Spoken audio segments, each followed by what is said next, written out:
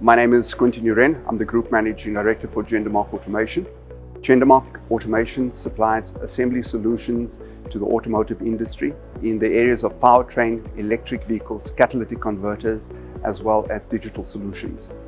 Shall we say our secret sauce is that we are able to build very flexible and scalable solutions, starting with a small solution and then we're able to build up to a fully autonomous system at the end of the day. Jendamark Automation automated a tool changeover, for example, in America, where the tool changeovers were usually around 3.5 hours, and our competitors in Europe were sitting at a half an hour, and coming up with a totally different solution and a complete rethink of how we did it, we were able to bring that tool changeover fully automated down to 35 seconds. This also allowed Jendamark to compete on a global level with one of the best tool changeovers in the world.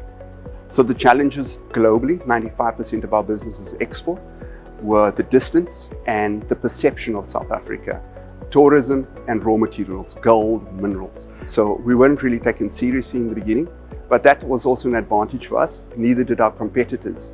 We then went in, showed our South African way of doing things as something really special.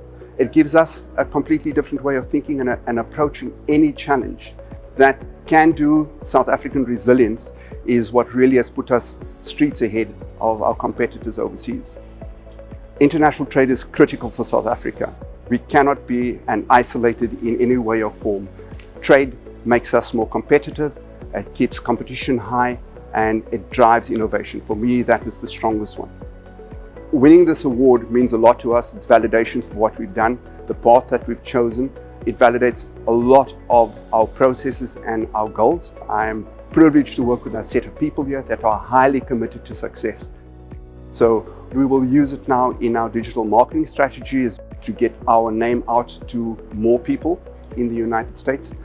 We are also going to be expanding our facilities in the United States, so it will go a long way to helping with that.